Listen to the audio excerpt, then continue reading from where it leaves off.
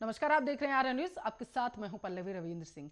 पश्चिम बंगाल विधानसभा चुनाव से पहले मुख्यमंत्री ममता बनर्जी को उसके नेता एक के बाद एक झटका दे रहे हैं। तृणमूल कांग्रेस छोड़ने के अगले ही दिन मंगलवार को डायमंड हार्बर के विधायक दीपक हल्दर ने बीजेपी ज्वाइन कर ली है। 2 बार की विधायक हल्दर पश्चिम बंगाल के दक्षिणी 24 परगना जिले में यहां एक जनसभा में कई अन्य तृणमूल नेताओं और कार्यकर्ताओं के साथ बीजेपी में वो शामिल हुए हैं।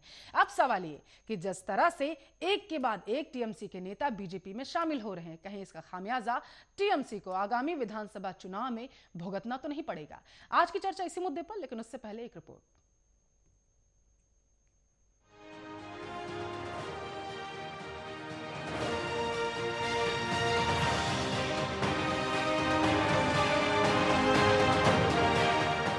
पश्चिम बंगाल में विधानसभा चुनाव से पहले ममता बनर्जी की तृणमूल कांग्रेस को लगातार झटके मिल रहे हैं। राजीव बनर्जी के विधायक पद से इस्तीफा देने के बाद टीएमसी विधायक दीपक हल्दर ने भी पार्टी से इस्तीफा दे दिया है। डायमंड हार्बर से 2 बार विधायक रहे दीपक ने पार्टी नेतृत्व पर उन्हें लोगों के लिए काम नहीं करने देने का आरोप लगाया था। हालांकि आपको बताते चले कि दीपक ने अब बीजेपी ज्वाइन कर ली है। दीपक हल्दर ने कहा था कि मैं 2 बार विधायक चुना गया हूं, लेकिन 2017 के बाद से मुझे जनता के लिए ठीक से काम नहीं करने दिया जा रहा। नेतृत्व को इस बारे में बताए जाने के बावजूद हालात को सुधारने के लिए कोई कदम नहीं उठाया गया।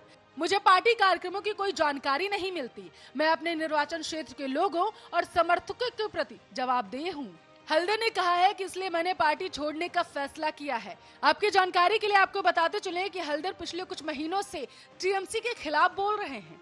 हल्दर को बीजेपी नेता सोवन चटर्जी का तब से निकट सहयोगी माना जाता है जब चटर्जी तृणमूल में थे। उन्होंने चटर्जी से दक्षिण कोलकाता स्थित उनके आवास पर हाल ही में मुलाकात की थी। वहीं तृणमूल नेतृत्व ने इस मामले पर टिप्पणी करने से साफ इनकार कर दिया। हल्दर को जिले के कॉलेज में पार्टी के छात्र मोर्चे के गुटों के बीच आपसी झड़प में कथित तौर पर शामिल होने के लिए गिरफ्तार किया गया था। इसके बाद से 2015 में उन्हें पार्टी से निलंबित कर दिया गया था। आपकी जानकारी के लिए आपको बताते चले कि 2019 के लोकसभा चुनाव के बाद से तृणमूल के 17 विधायक और 1 सांसद बीजेपी में शामिल हो चुका है। राज्य में इस साल अप्रैल मई में विधानसभा चुनाव होने वाले हैं और ऐसे में लगातार टीएमसी के विधायक जिस तरीके से बागी होकर बीजेपी में शामिल हो रहे हैं, देखने वाली बात यह होगी कि इसका आने वाले विधानसभा चुनाव पर क्या असर पड़ता है। स्पेशल डेस्क आर्य न्यूज।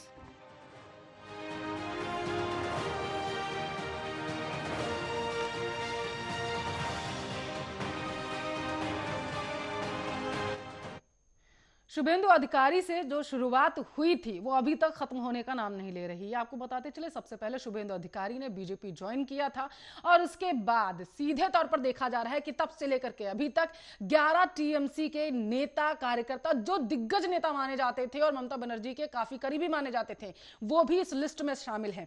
11 लोगों ने अभी तक बीजेपी का दामन थाम लिया है। आपको बताते चले, इससे ठीक पहले राजीव बनर्जी ने भी टीएमसी का साथ छोड़ दिया था और वो सीधे तौर पर बीजेपी में शामिल हो गए थे। अब यहां पर हैरान कर देने वाली तस्वीरें तब सामने आती हैं जब टीएमसी से कोई भी नेता बागी होता है और वो बीजेपी में शामिल होता है तो सीधे तौर पर कहता है कि हमें टीएमसी में काम नहीं करने दिया जा रहा है, जिसकी वजह से हम ये पद छोड़ रहे हैं और इस्तीफा देने के साथ साथ हम टीएमसी पार्टी को भी छोड़ रहे हैं। आपको बताते चले, इससे ठीक पहले शुभेंदु अधिकारी ने भी कुछ ऐसी बयानबाजी की थी और उसके ठीक बाद आज जब दीपक हल्दर भी बीजेपी में शामिल हो गए हैं तो उन्होंने भी टीएमसी पर आघात करते हुए आरोप लगाया कि जिस तरीके से टीएमसी में किसी भी कार्यकर्ता को काम नहीं करने दिया जाता है, क्योंकि हमारी जवाबदेही बनती है। जहां से हम विधायक है वहां की जनता का काम करने के लिए जनता ने हमें बिठाया हुआ है। अब जब जनता का हम काम नहीं करेंगे तो जवाबदेही तो हमारी बनेगी, जिसको देखते हुए मैं ये पार्टी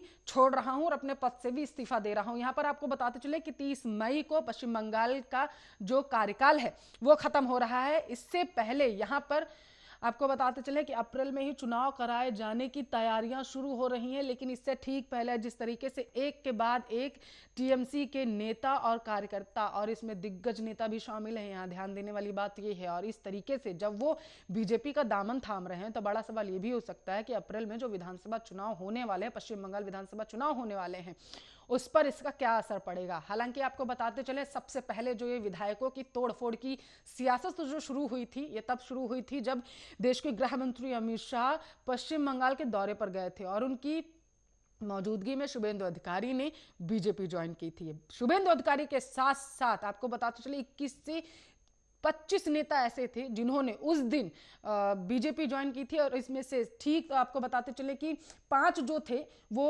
टीएमसी के ही नेता थे। यहां पर आपको ये भी बता दें, आप 5 विधायक तृणमूल के थे जिन्होंने शुभेंदु अधिकारी के साथ में गृह मंत्री की मौजूदगी में बीजेपी ज्वाइन की थी। अब शुभेंदु अधिकारी जैसे ही उन्होंने बीजेपी ज्वाइन की, इसके ठीक बाद आपको बताते चले 11 विधायक टीएमसी का साथ छोड़ चुके हैं। विधानसभा चुनाव से पहले ममता सरकार के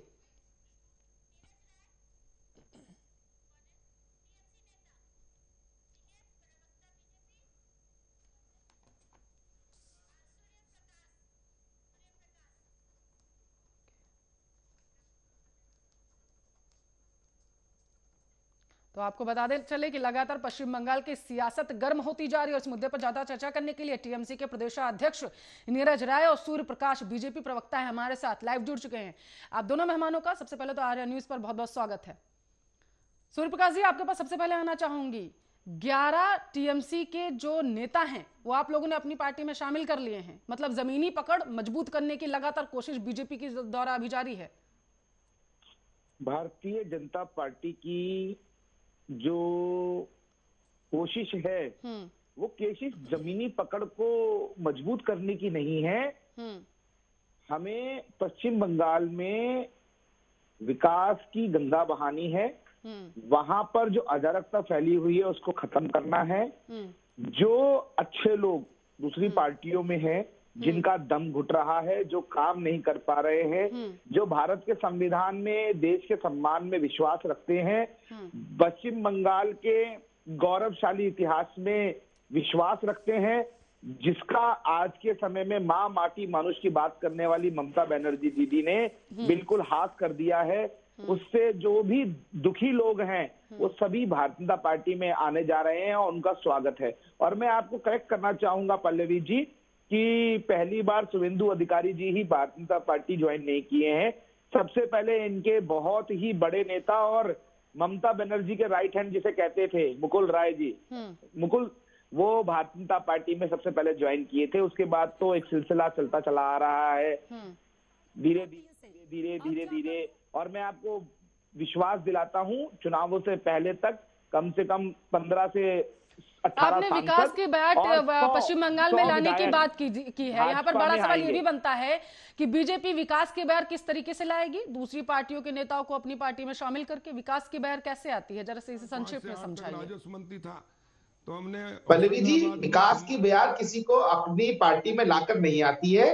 विकास की बयार जो होती है वो केवल और केवल अच्छी नीतियां, कुशल प्रशासन और ईमानदार और भ्रष्टाचार रहित सुशासन से आती है, और जिसके लिए भारतीय जनता पार्टी जानी जाती है। और इस बात का सभी को पता है, चाहे वो उत्तर प्रदेश हो, चाहे वो केंद्र हो, चाहे वो मध्य प्रदेश हो, अन्य राज्यों में जो भाजपा का शासन है, केंद्र में जो भाजपा का शासन है, उससे प्रभावित होकर लेकिन इसमें कोई दो राय नहीं है ना कि अन्य राज्यों के मुकाबले अगर देखें तो पश्चिम बंगाल में आपकी जमीनी पकड़ तो कमजोर थी ही, और शायद यही वजह है कि आप अन्य पार्टियों से नेताओं को अपनी पार्टी में शामिल कर रहे हैं। मैं आपको जानकारी देना चाहता हूं, 2019 के मेंबर ऑफ पार्लियामेंट इलेक्शंस के अंदर हमने 18 मेंबर ऑफ पार्लियामेंट सीटें जीती थी, लेकिन साथ ही साथ हम 17 सीटों पर फर्स्ट रनअप थे, और टीएमसी मात्र 43% वोट लेके गई थी और भारतीय जनता पार्टी का वोट शेयर 40% था। तो ऑलरेडी हम लोग वहां बहुत मजबूत हैं, हम बहुत मजबूत हैं। और शुभेंदु अधिकारी जी के साथ में भारतीय जनता पार्टी में एक उनके मेंबर ऑफ पार्लियामेंट, साथ में 10 एमएलए और 14 ईस्ट मिदनापुर नगर पालिका के ये भी ज्वाइन हुए थे हमारे पास में। और अब तो ये सिलसिला चलता चला जाएगा। 100 से ज्यादा विधायक भारतीय जनता पार्टी में आने जा रहे हैं, 18 से ज्यादा सांसद भाजपा में आने जा रहे हैं। आना चाहूंगी, सूर्य प्रकाश जी तो कह रहे हैं कि अभी तो ये सिलसिला शुरू हुआ है, अभी तो और डगर बाकी है, अभी आपके और नेता शामिल हो सकते हैं बीजेपी में। देखिए पल्लवी, सूर्य प्रकाश भाई जो बोल रहे हैं उस चीज पे मैं कोई कमेंट नहीं करूंगा, लेकिन इतना जरूर बताना चाहूंगा दर्शकों को और इनको भी, यह आज से सिलसिला नहीं चल रहा है। आप बताइए पिछले 6.5 साल से, उतना पीछे भी मत जाइए, पिछले 2 साल में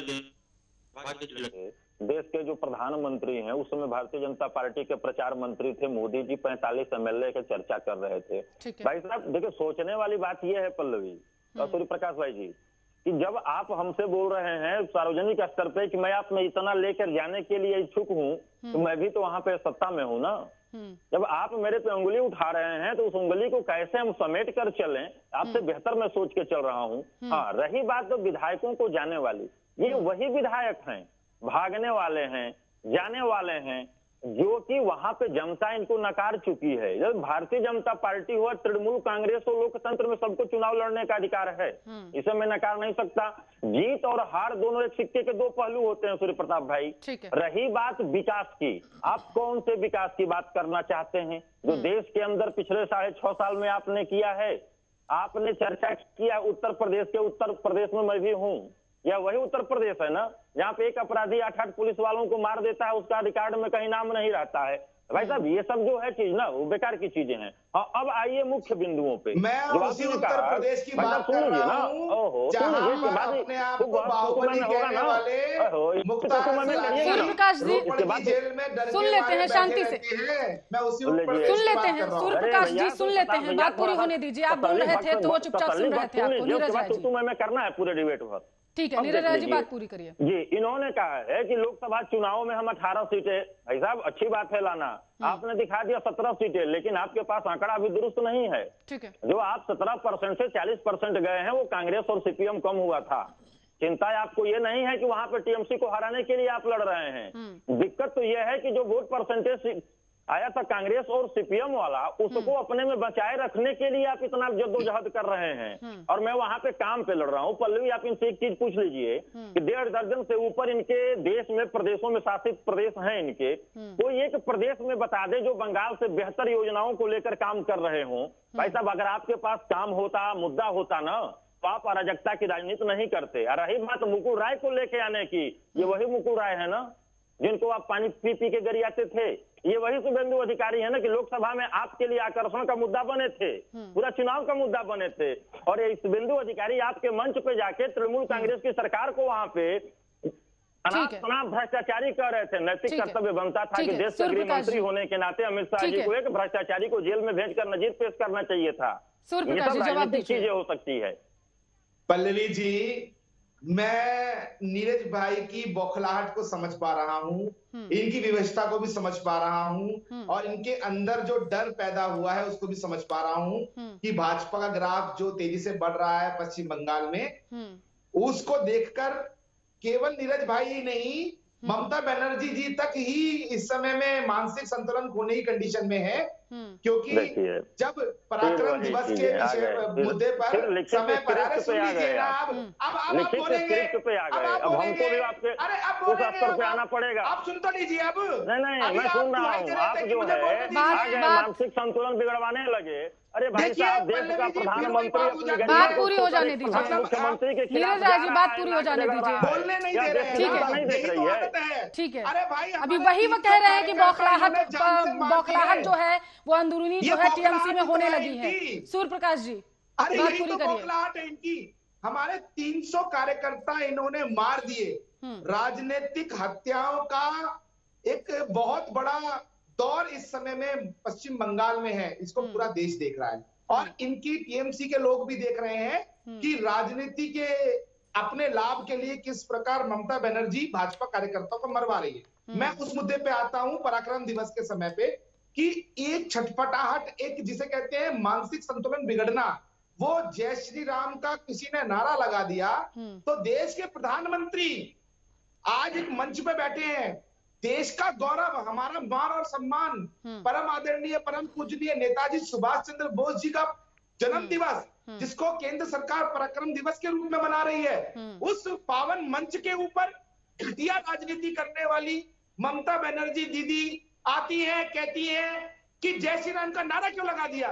पश्चिम बंगाल के अंदर जय श्री राम का नारा लगाने पे ये लोग जेल भेज रहे हैं। ये मेरा कहना ये है कि ये बौखलाहट है। अब ये देख लीजिए, ईश्वर चंद्र विद्यासागर जी की परिपक्वता का ही परिचय दे रहे हैं अपना।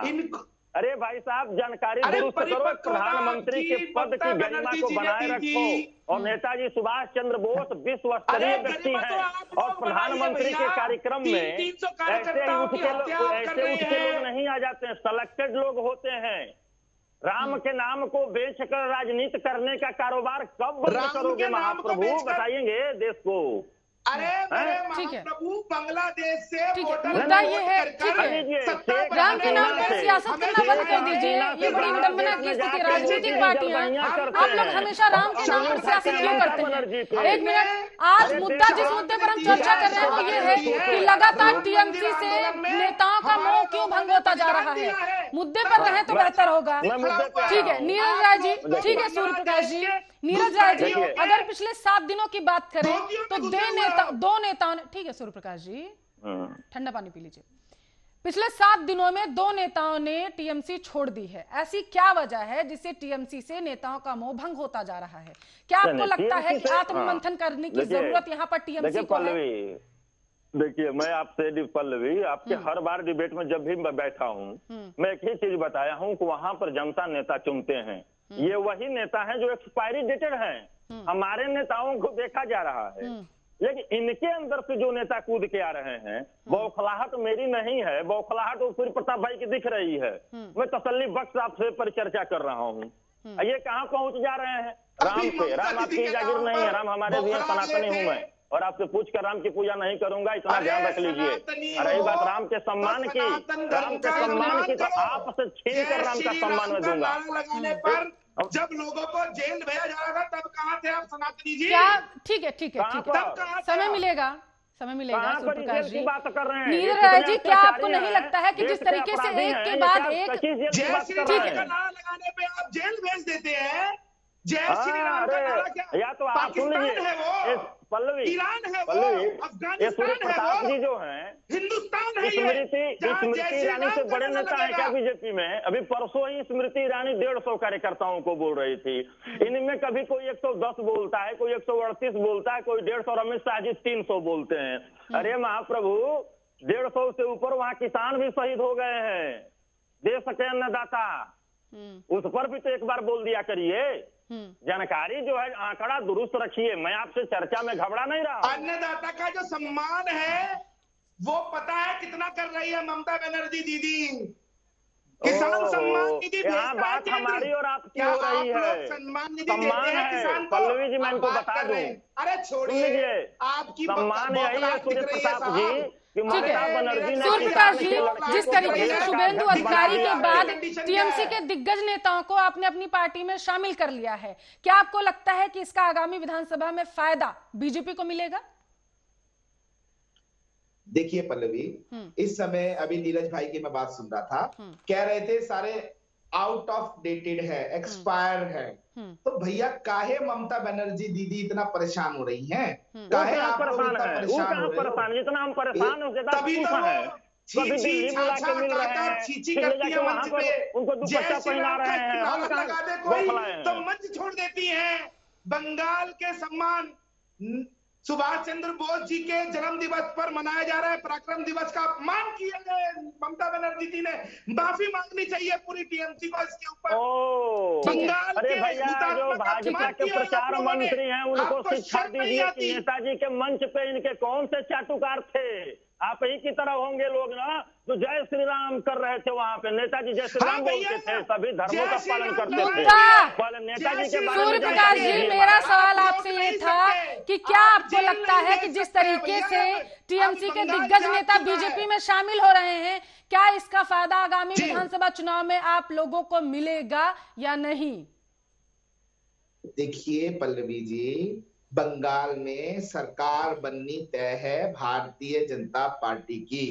हम लोग 200 सीटों के साथ बंगाल में सरकार बनाने जा रहे हैं और इस वजह से ये चीज महसूस कर रहा है बंगाल के अंदर टीएमसी का कॉर्डर। बीजेपी बंगाल में सरकार बनाने जा रही है, तो क्या ये जो टीएमसी से बागी विधायक हैं, इनके बलबूते पर वहां पर सरकार बनाने जा रही है या फिर अपने बलबूते पर? नरेंद्र मोदी जी के बलबूते पर सरकार बनाने जा रहे हैं हम। अब देखिए इनका नरेंद्र मोदी जी के बलबूते पे। अब तक पल्लवी देश में अगर कोई सबसे फेल्योर पार्टी है वो भारतीय जनता पार्टी है।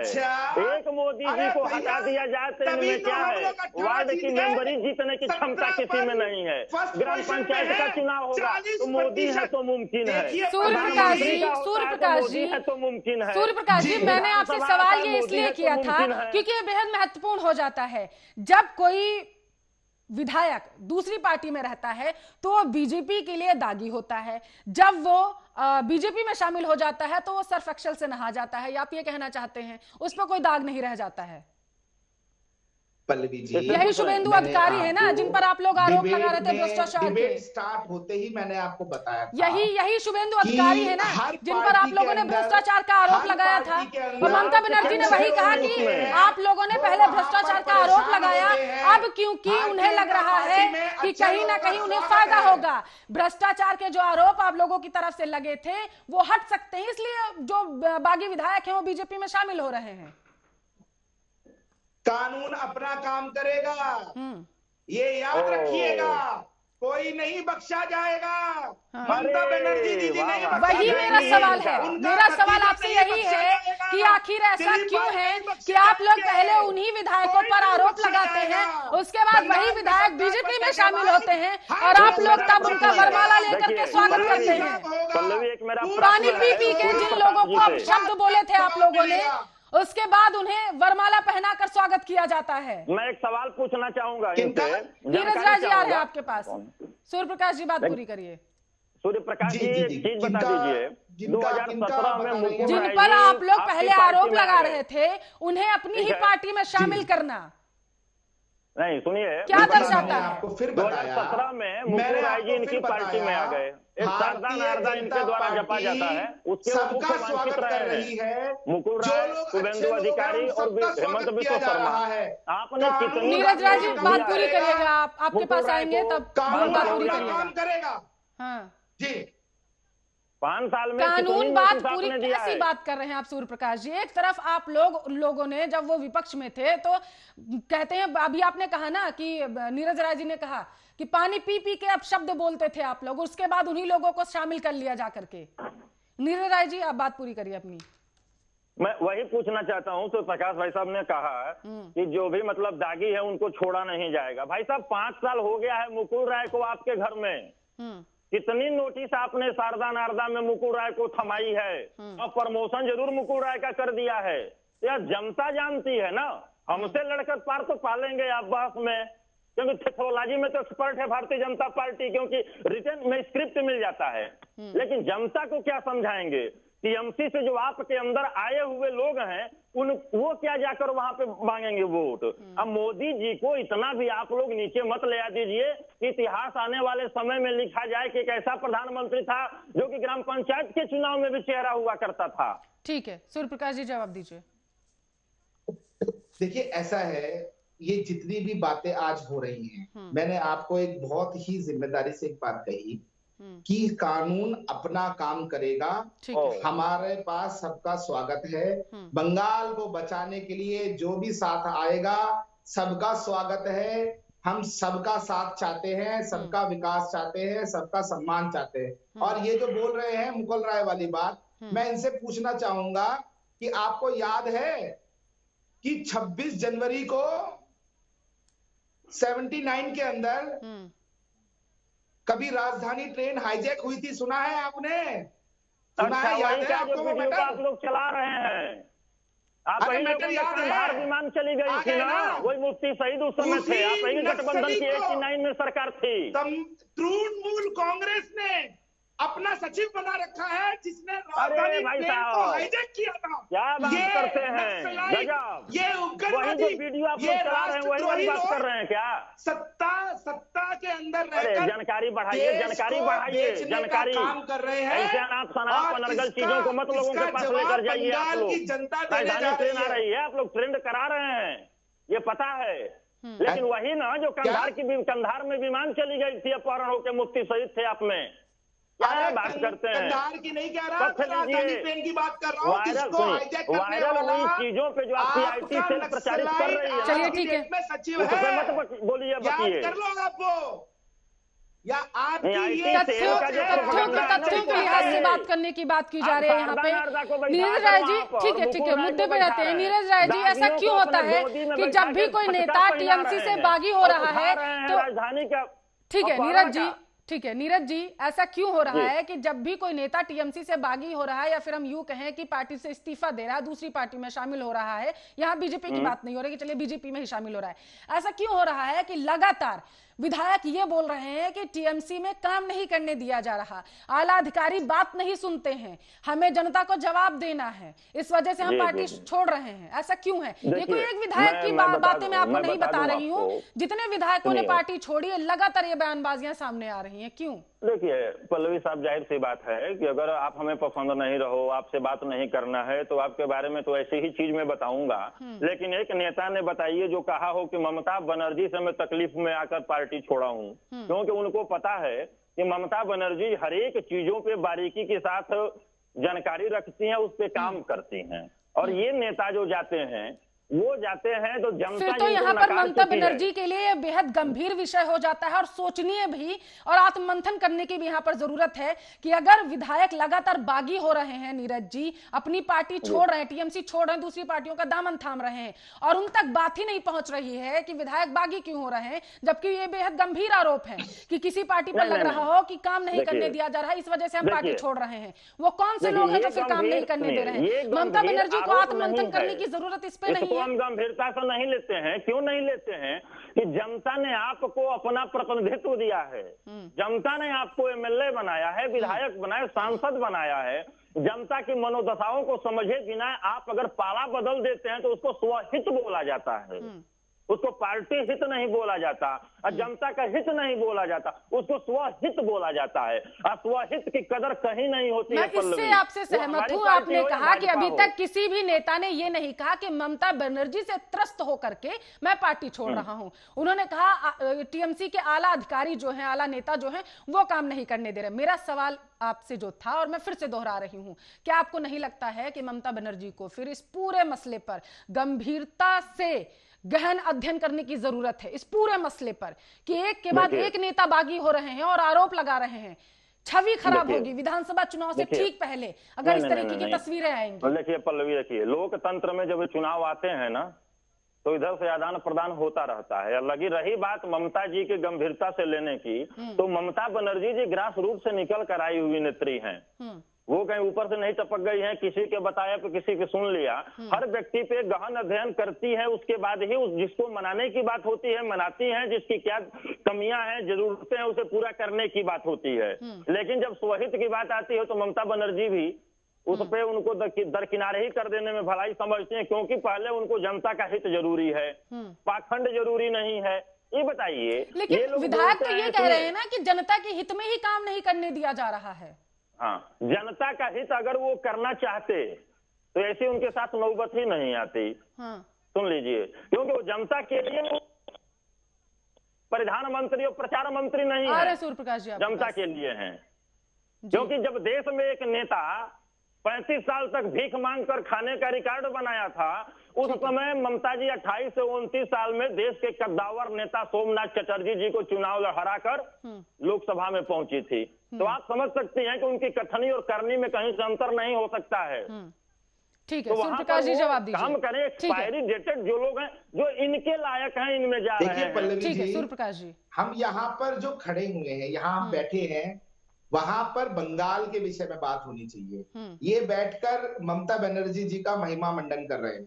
मैं इनसे कुछ सवाल पूछना चाहूंगा, मुझे इस बात का उत्तर। अरे महिमा मंडन ही कर रहे हो भैया, वो आप में चलता है मोदी जी, अमित शाह, कब उनका चरण अरे भैया ठीक है नीरज जी, हमारे में नहीं चलता है। सुन लेते हैं जी सूर्यप्रकाश जी। कोयला चोर और बालू चोर का दबदबा जो लोगों के पास में है, अच्छा ये वही वाला बता रहे हैं उनका जैसा जो सचिव बना हुआ है।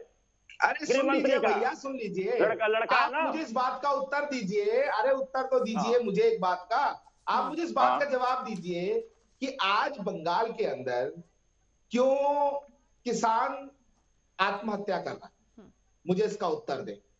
क्यों बंगाल में 300 भाजपा कार्यकर्ताओं की हत्या कर दी? भैया पल्लवी, क्यों जनता 300 भाजपा कार्यकर्ताओं की हत्या की? अरे भैया ये बताइए कि कोविड के अंदर जो केंद्र सरकार ने आत्महत्या नहीं कर रहे हैं, और आंकड़ा थोड़ा अपने सरकार से निकाल लीजिए, के नेताओं के मतलब की चीजें मत बोलिए, इसका उत्तर दीजिए। माँ माटी मानुष की बात करने वाली ममता बनर्जी दीदी ने आज तक बंगाल की जो सभ्यता थी, जो बंगाल के हुतात्मा थे, उनके लिए क्या किया? केवल बांग्लादेशी। ठीक है सूर्यप्रकाश जी, तो आप कहना चाहते हैं बंगाल में विकास ही नहीं हुआ है, आप ये कहना चाहते हैं? विरोध किया। ठीक है नीरज जी, बीजेपी की नजरों में तो विकास बंगाल में हुआ ही नहीं है। नहीं पल्लवी बात ऐसी है। ठीक है सूर्यप्रकाश जी, आपके सवाल का जवाब ले लेते हैं। महोदय अब सुनिए, अब तसल्ली बख्श तरीका से सुनिए, सुन लीजिए। पहला इस चीज को अन्यथा मत लीजिएगा कि बंगाल पे अगर डिबेट करने चले तो जानकारी दुरुस्त रख लीजिए। और रही बात किसान पे जो आपने पूछा है, केंद्र सरकार का ही है कि वो 12-13 से 19-20 तक कृषि कर्मण अवार्ड जो केंद्र सरकार देती है, 5 बार बंगाल लिया है। आत्महत्या वहां पे किसान करते तो नहीं लेती। और रही बात महापुरुषों की, तो आपका इतिहास रहा भारतीय जनता पार्टी के पास कि जिस प्रदेश में जाती है वहां पे महापुरुषों से राजनीति करती है, उसके बाद महापुरुषों को भूल जाती है। ठीक है, तो आंकड़ा दुरुस्त रखिए, आज अच्छा की डेट में दर्शक भी सुनेंगे तो अच्छा लगेगा। स्थिति 24वें पायदान पे क्यों आ रही है विकास के लिए? इसका जवाब दीजिए।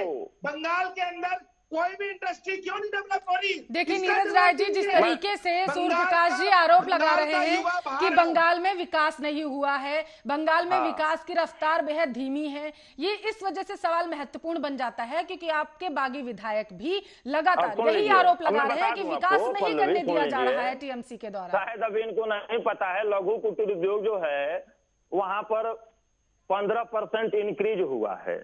सरकार का आंकड़ा है, बंगाल सरकार का नहीं है। अब इनको ये जानकारी नहीं है कि इंडस्ट्री की जो बात करते हैं, देश के तो हर संस्थान को आप बेच रहे हैं। नहीं, जिस तरह से एक नालायक पुत्र होता है कि पुश्तैनी जमीनों को बेचता है, रेल आप बेच दिए, एयरपोर्ट बेच दिए, बंदरगाह बेच दिए, और देश के अंदर कितने इंस्टीट्यूट बनाए हैं, कितने इंडस्ट्री डेवलप किए हैं, पहले ये बताइए। खुद ही नाम बोस जैसे हुतात्मा हुए। अरे ब्लड प्रेशर मत बढ़ाइए महाराज, 24वें नंबर पे लाके क्यों खड़ा कर दिया? ब्लड प्रेशर, हाँ मैं बता दूं आपको, मैं बता दूं कि बांग्लादेश से भी नीचे जीडीपी आ गई है हिंदुस्तान की, बांग्लादेश से भी नीचे। वो पूछिए ना, वो जो हमारे उनसे पूछिए, लॉ एंड ऑर्डर की व्यवस्था ही जीरो है। अरे नीरज, ठीक है देख रहे हैं, ठीक है नीरज राय जी, देश के गृह मंत्री अमित शाह जब पश्चिम बंगाल के दौरे पर गए थे और जो शुभेंदु अधिकारी बीजेपी में शामिल हुए, वो दिन आज का दिन लगातार एक के बाद एक टीएमसी को सिर्फ झटके मिल रहे हैं, विधायक बागी हो रहे हैं। पल्लवी ये झटका इसे बताइए, अब ये पूरी परिचर्चा हुई है, आपको दिख गया कि बौखलाहट किसके अंदर है? सूर्यप्रकाश भाई ब्लड प्रेशर बढ़ा रहे हैं। मैं इत्मीनान से जवाब दे रहा हूँ उसका। पहले दिन से लेकर जिस दिन मुकुल राय गए हैं, तब से लेकर आज तक किसी भी टीएमसी नेता को बता दीजिए कि बौखलाहट में जवाब दिया हो। हम तो हमेशा बोल रहे हैं कि भैया जो रहना है, जनता किसी की जागीर नहीं है। आप हमसे बेहतर योजना लेकर जाएंगे तो आप रहेंगे, लेकिन होता क्या है, इनमें बोलते क्या है कि हम टीएमसी का किला भेज देंगे, पता कर लेंगे। अरे पता करना और किला भेजना डकैत का न काम है कि जनता का काम है। ठीक है, तो ये सवाल टीएमसी पर इसलिए भी महत्वपूर्ण है कि आप अपने किले को बचा नहीं पा रहे हैं। अगर आप ये कह रहे हैं कि किले को भेजने की कोशिश कोशिश बीजेपी के द्वारा की जा रही है, तो क्या वजह है कि आप लोग अपने किले को बचा नहीं पा रहे हैं? लगातार विधायक बागी हो रहे हैं। हम जनता वहां पर जनता नेता बनाती है, नेता जनता नहीं बनाते हैं। बंगाल की राजनीति है, बंगाल की सभ्यता और संस्कृति आज की नहीं है। जिस तरीके के आरोप टीएमसी पर लग रहे हैं, बेहद गंभीर मसला बन जाएगा। आगामी विधानसभा चुनाव अप्रैल में होने हैं। नीरज जी, प्रकाश भाई बोल रहे थे कि कोयला चोर और बालू चोर, अरे भैया आपके जो आका है वहाँ पे 2017 से अब तक कितनी बार सीबीआई और सेबी और ईडी को भेज गए, सबूत नहीं मिला। ठीक है, आरोप लगाना। सूर्य प्रकाश जी, ठीक है नीरज जी, सूर्य प्रकाश जी इस सवाल का जवाब दीजिए कि क्या जो अप्रैल में पश्चिम बंगाल में विधानसभा चुनाव होने हैं, बीजेपी क्या चाहती है? सिर्फ और सिर्फ क्या टीएमसी के विधायकों को बीजेपी में शामिल करना है, जैसा कि नीरज राय जी ने अभी आप पर आरोप लगाया कि सिर्फ और सिर्फ आप टीएमसी के किला जो है उसे भेदना चाहते हैं, या फिर चुनाव जीतना है? पल्लवी जी, हमने बंगाल में 200 सीटें जीतने का लक्ष्य रखा है और भारतीय जनता पार्टी 200 प्लस सीटें जीत के आएगी। अब की बार बंगाल पार और 200 सीटों के साथ बंगाल पार होगा और बंगाल के अंदर भारतीय जनता पार्टी की लोकप्रिय सरकार बनेगी, जो बंगाल में सुशासन देगी, बंगाल में अराजकता हटाएगी, किन मुद्दों पर 200 पार, और वहां पर किन मुद्दों पर 200 पार? जजिया नहीं लगेगा। सूर्य प्रकाश जी, किन मुद्दों पर 200 पार? 200 पार का नारा लेकर के जा रहे हैं ना, किन मुद्दों पर लेके जा रहे हैं? जेल नहीं भेजा जाएगा। सूर्य प्रकाश जी, किन मुद्दों पर जा रहे हैं पश्चिम बंगाल में? बंगाल के अंदर हम जा रहे हैं सुशासन पर, भ्रष्टाचार मुक्त, जो इस समय में चल रहा है प्रशासन पर, कश्मीर से कन्याकुमारी तक वाले में को हटाने के लिए, की बात कर रहे हैं ना, जय श्री राम का नारा लगाने के लिए, बंगाल की अस्मिता को बचाने के लिए, बंगाल की परंपरा को बचाने के लिए, नहीं बचा पाया हो जाएगा प्रदेश की अस्मिता को बचाने। ठीक है, नीरज जी जवाब दीजिए आप। अब देखिए, मैं जवाब दे दूं इनको। या विकास की बात कर रहे हैं, कौन से विकास की बात कर रहे हैं? जो सभी संस्थान बेच गए, एक भी बनाए नहीं, वैसा ही बंगाल में करेंगे। और ये कह रहे हैं 200 हम जीतेंगे, तो मैं इनका एक स्ट्राइक रेट बता दूं पल्लवी कि ये 200 बोल रहे हैं और मैं 294 की बात कर रहा हूँ, तो ये 200 में ही अपना खींचने की बात करेंगे और मैं 294 पे बात करूंगा। अब बताइए, रचा रचाया स्क्रिप्ट इन लोगों को मिल जाना है कि जो ही कोई विकास मुद्दे की बात करे उसे जय श्री राम पे घुमा दो, जो ही कोई रोजगार मांगे उसे चीन और पाकिस्तान पहुंचा दो, जो ही महिला सुरक्षा की बात करे उसको देशद्रोही बोल दो। ये इन लोगों का एक लिखित स्क्रिप्ट है। अब बंगाल में ये जा रहे हैं, इनको ये नहीं पता है कि बंगाल जो आज सोचता है पूरा देश 10-12 साल बाद सोचता है, इनको भी जानकारी लेनी चाहिए। सपना था। अरे भाई साहब देखिए, भाई साहब देख लीजिए, आप इतिहास में जा रहे हैं। मैं श्यामा प्रसाद मुखर्जी से चर्चा शुरू करूं आपकी? श्यामा प्रसाद मुखर्जी से चर्चा शुरू करूं क्या? अरे श्यामा प्रसाद मुखर्जी ने तो यह बोला था कि एक देश में 2 विधान 2 प्रधान 2 निशान नहीं रहेंगे। उन श्यामा प्रसाद मुखर्जी जी एकदम सही, एकदम मैं उनकी बातों का एकदम उनकी बातों से सहमत हूँ, लेकिन 52 साल तक तिरंगा आरएसएस में नहीं फहरा, उनका ही विरोध करके ना, नहीं उनका ही विरोध करके ना, वही संविधान बोले थे, नहीं वही बोले थे वो श्यामा प्रसाद मुखर्जी। अरे महापुरुषों के नाम को बेच कर राजनीति करने वालों, शर्म करो आप लोग। तैयारी कीजिए, बंगाल तैयारी हम तैयार हैं साहब, हम तैयार हैं, आप जाइए, 200 सीटों का स्वागत है आपका। आएंगे हम लोग। फिर खतरोला जी पे बात कर रहे हैं महाराज। ठीक है सूर्य प्रकाश जी, ऐसा क्यों ना माना जाए कि बीजेपी जो पश्चिम बंगाल में अभी आगामी विधानसभा चुनाव होने वाले हैं, तो वो सिर्फ और सिर्फ टीएमसी के जो बागी विधायक हैं उनके द्वारा इस किले को, जैसा किला तो खैर नीरज जी ने बोल ही दिया कि आप उनके किले को हथियाने की कोशिश कर रहे हैं, लेकिन जो रण क्षेत्र है, ठीक है नीरज जी, जो रण क्षेत्र है उसे जीतने की कोशिश की जा रही है। हम तो जनता हैं, आप लोगों के पास कोई मुद्दा नहीं है, ऐसा क्यों ना माना जाए सूर्य प्रकाश जी? ऐसा क्यों ना माना जाए कि आपकी जमीनी पकड़ मजबूत नहीं है पश्चिम बंगाल में? यही एक कारण है कि आप दूसरे पार्टियों से विधायकों को अपनी पार्टी में शामिल कर रहे हैं। अच्छा, मैं पल्लवी जी आपसे पूछता हूं, तृणमूल कांग्रेस जो बनी वो क्या थी? ममता बनर्जी भी तो कांग्रेस से आई थी, तृणमूल कांग्रेस उन्होंने ज्वाइन की थी, बनाई थी। उन्होंने ही तो कांग्रेस के अच्छे लोगों को साथ में लेकर काम किया था। आज बंगाल के अंदर जितने भी तो आप टीएमसी से सीख लेते हुए ये कार्य कर रहे हैं। अपनी बातों से फंस गए। अच्छे लोगों का स्वागत है पल्लवी, ठीक है। सभी लोगों का सवाल यही है, अच्छे लोग कहाँ हैं? सवाल यही है, शुभेंदु अधिकारी से लेकर के नीरज की बात करें, हर विधायक पर तंज कसा गया बीजेपी के द्वारा। आप लोगों ने भ्रष्टाचारी से लेकर के कितने अपशब्द बोले उन लोगों को, और अब वही लोग आपकी पार्टी में हैं। आप अगर ये कह रहे हैं कि अच्छे लोगों को शामिल करना बीजेपी की मंशा है, कहां वो मंशा दिख नहीं रही है? यही ना नीरज राय जी कह रहे हैं, टीएमसी यही कह रही है। मैं चीज बोलूं पल्लवी, टीएमसी नीरज राय जी आपके पास, टीएमसी को कहने दीजिए।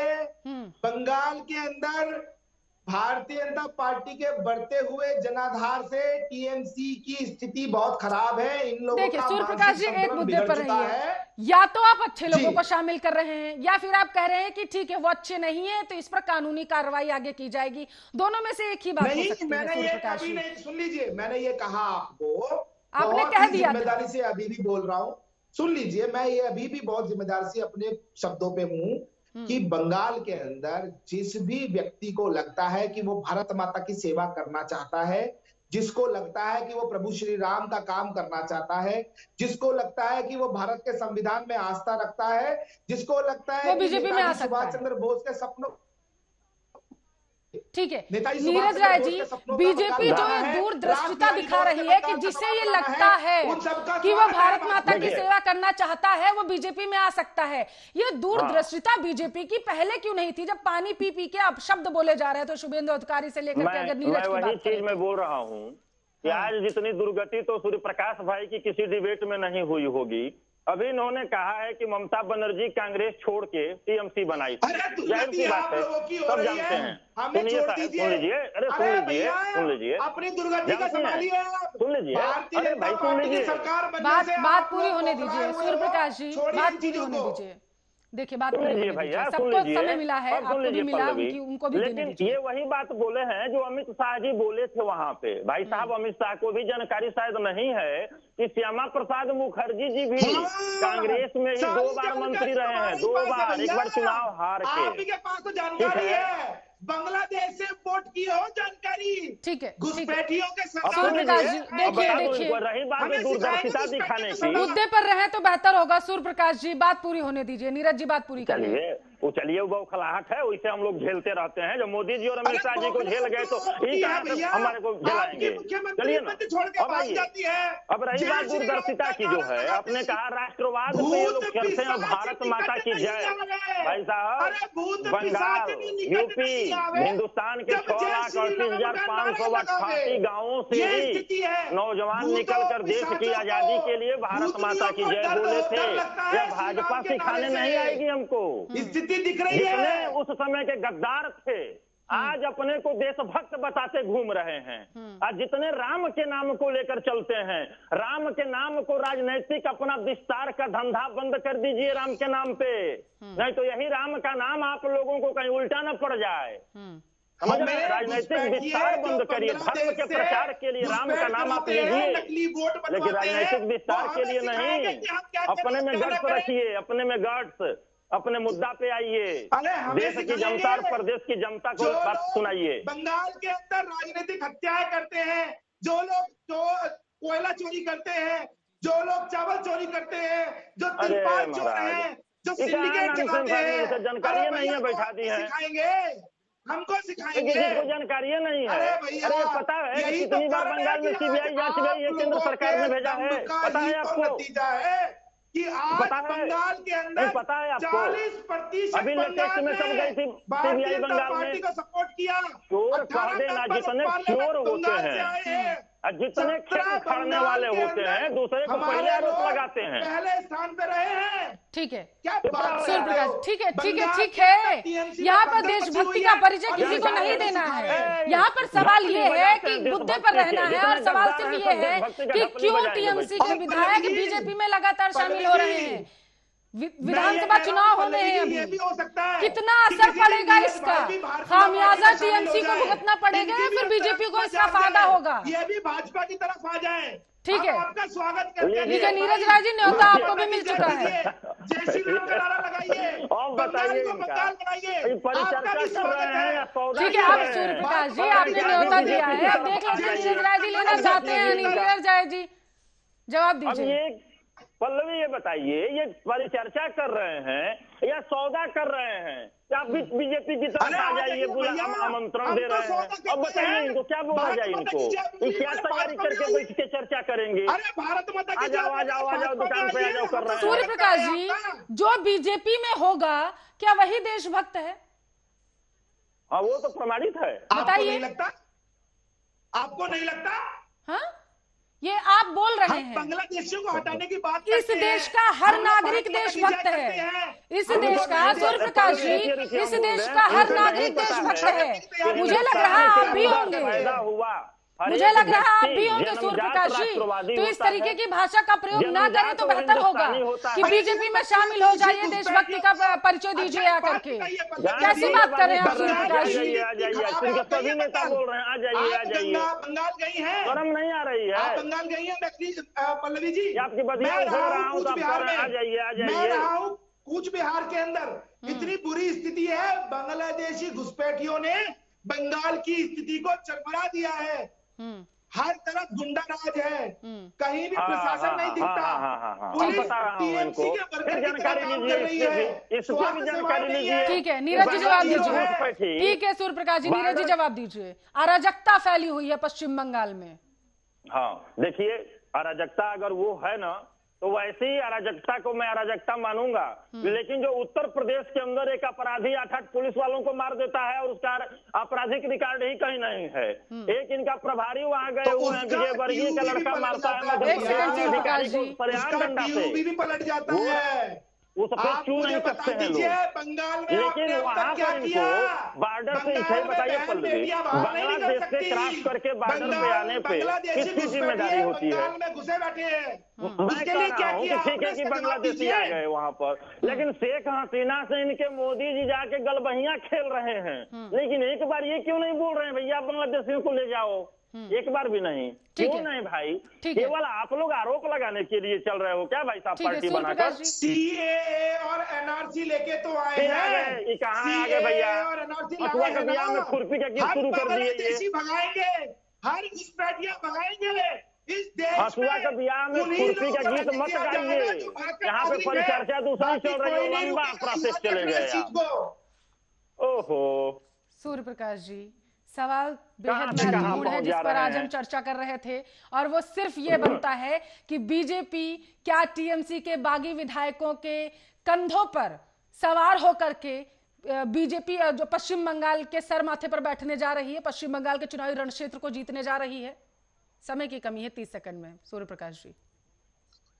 बंगाल में पहले भी भारतीय जनता पार्टी के 18 सांसद जीत के आए थे।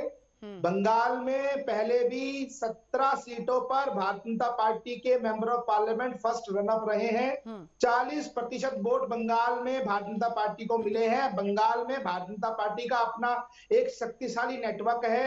वहां पर जनादेश बंगाल में भाजपा के साथ है, किसी भी तरह की कोई परेशानी नहीं है। और जो लोग अच्छे लोग हैं, जिनकी इच्छा है, जिनका दम घुटता है दूसरी पार्टियों में, उन सभी का स्वागत है भाजपा में। उन सभी को दोनों हाथों से प्रणाम करते हैं। जो भारतीय जनता पार्टी की, जो भारत माता की जय बोलेगा, जो जय श्री राम का नारा लगाएगा। ठीक है।